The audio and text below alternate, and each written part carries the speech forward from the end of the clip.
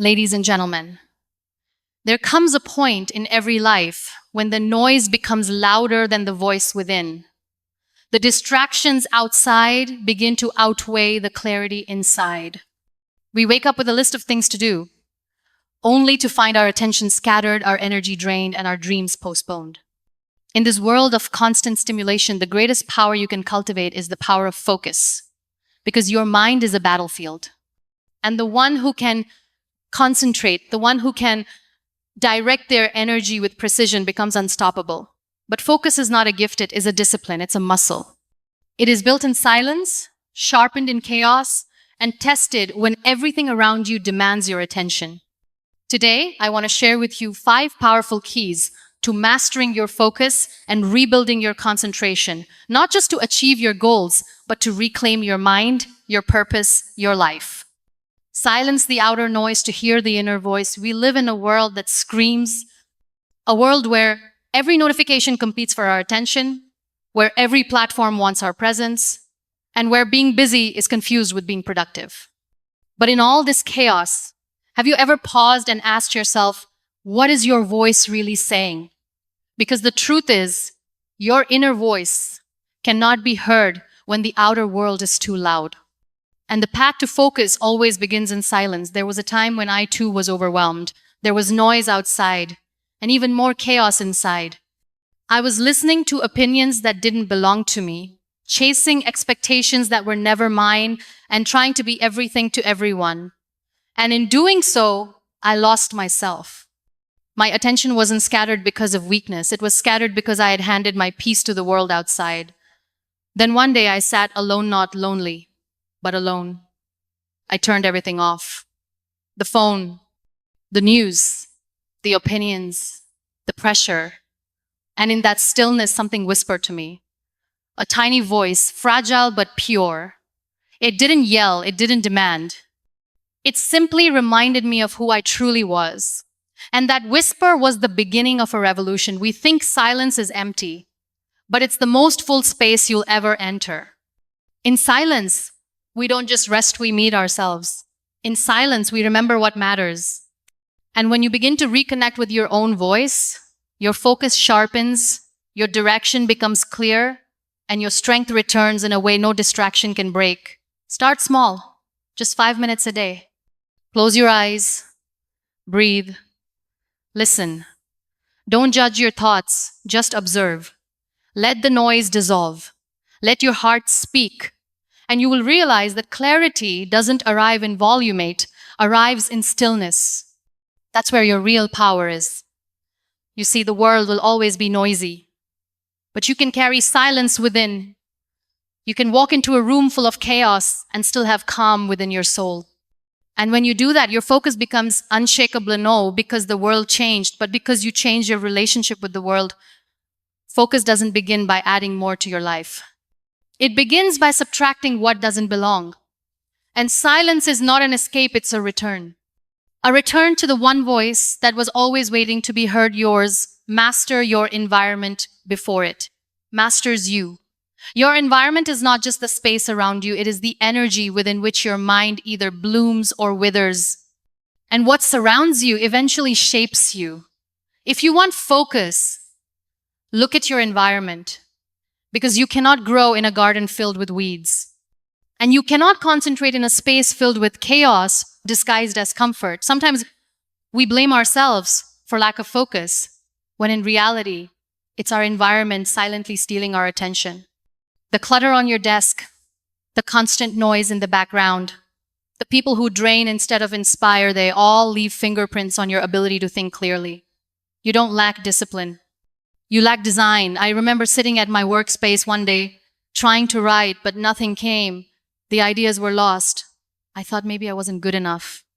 But then I looked around, papers everywhere, notifications blinking, distractions within arm's reach. My environment wasn't reflecting my intention. And so I decided to change it. I cleared the desk, lit a candle, closed unnecessary tabs, put my phone away, turned on soft music that soothed my soul, and slowly, my mind obeyed the signals I was sending it. My outer space became a mirror of my inner desire. That's when the magic of focus returned. Your space speaks louder than your willpower. Create a sanctuary for your mind. Not a perfect place, but a purposeful one. One where you can hear your own thoughts. One that doesn't compete for your attention but nourishes it. This is how you take back control of your focus. And this applies not just to physical space, but emotional space too. Who do you surround yourself with?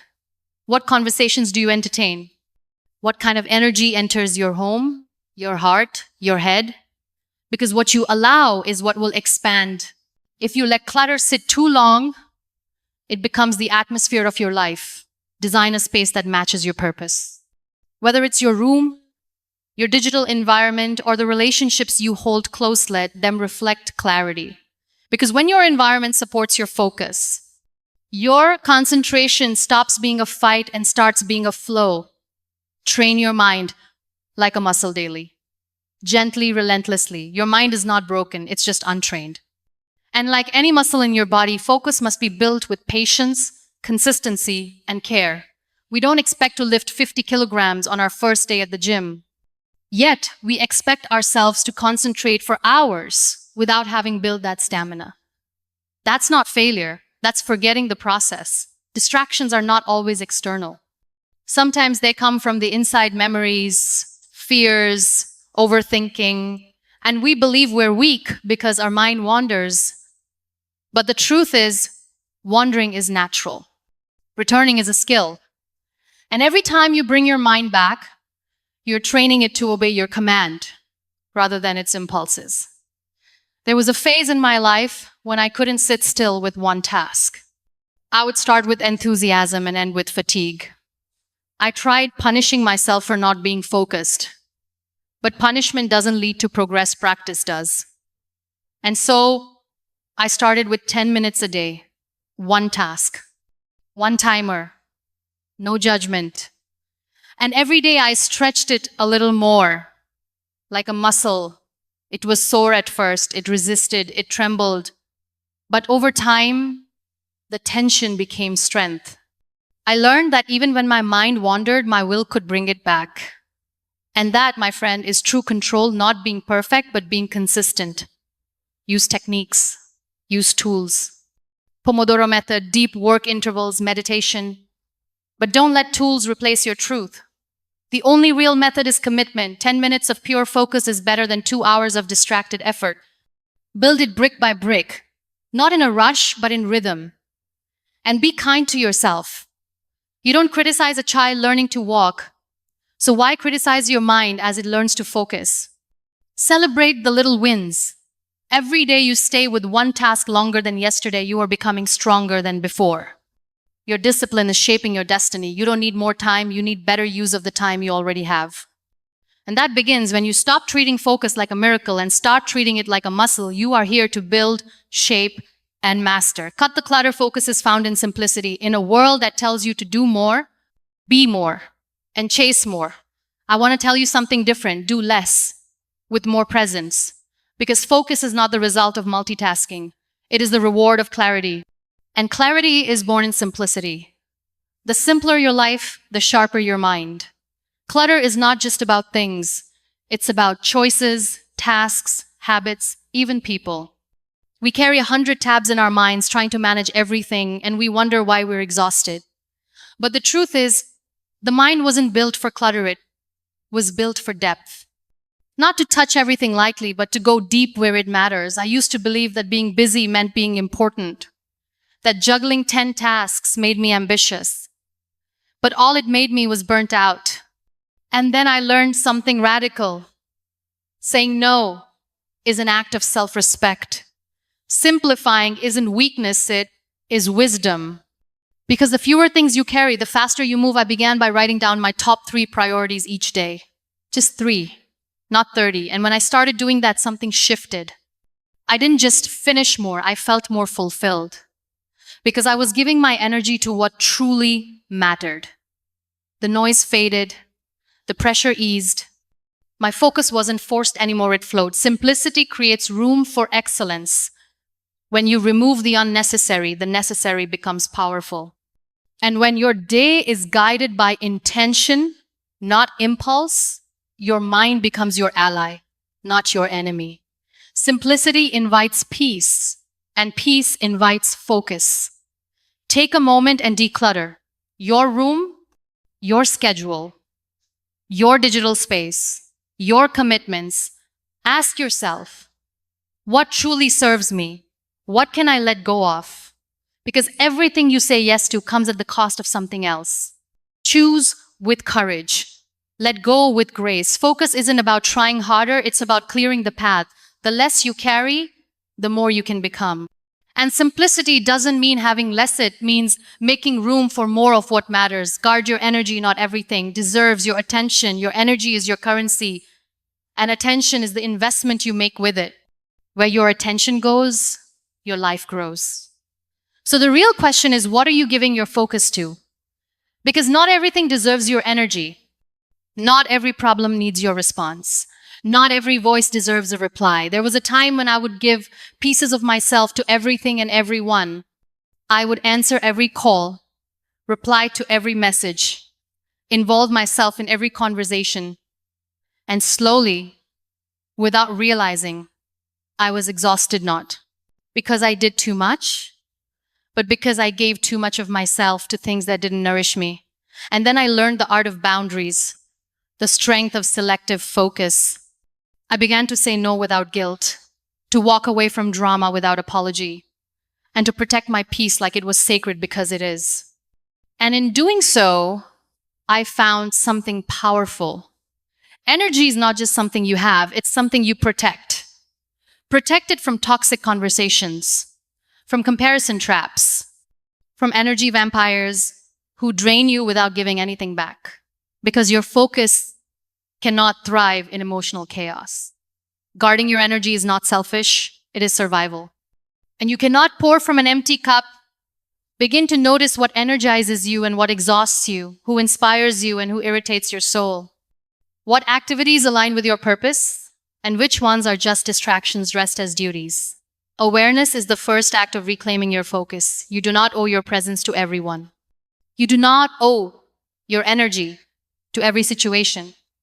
The more selective you become with where your attention goes, the more power you have to create something extraordinary. Because greatness doesn't come from scattering, it comes from centering. Focus is not just mental, it is spiritual, it is emotional, it is energetic.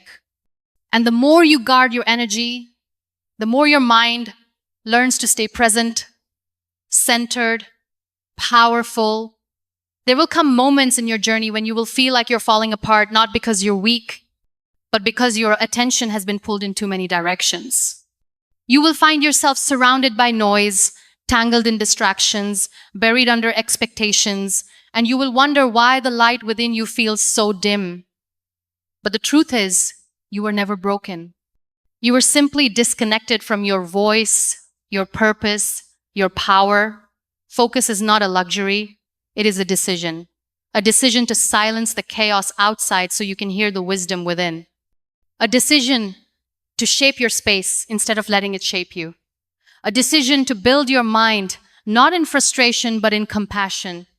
A decision to choose simplicity over stress, depth over distraction, intention over impulse. And above all, it is a decision to value your energy as sacred. Because everything that pulls you away from your center is costing you something far more valuable than time it is costing you your alignment. And no dream can survive when you are divided from yourselves. So if you truly wish to improve your focus, don't chase discipline as punishment, embrace it as devotion. Don't fight distraction like an enemy, understand it as a signal. And don't wait for silence to be gifted to you, create it fiercely and intentionally. You don't need a perfect routine or a flawless mind.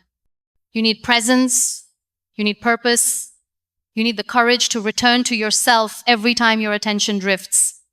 And that return, no matter how many times it takes, is not a failure. It is the training ground of transformation. Remember this, the world will always try to scatter you. It will always give you something to scroll, to fear, to chase. But the moment you begin to guard your mind, protect your peace, and commit to simplicity, you reclaim the one power that can move mountains, your focus. And when you live with focus, You don't just complete tasks, you complete yourself. You don't just achieve goals, you awaken greatness.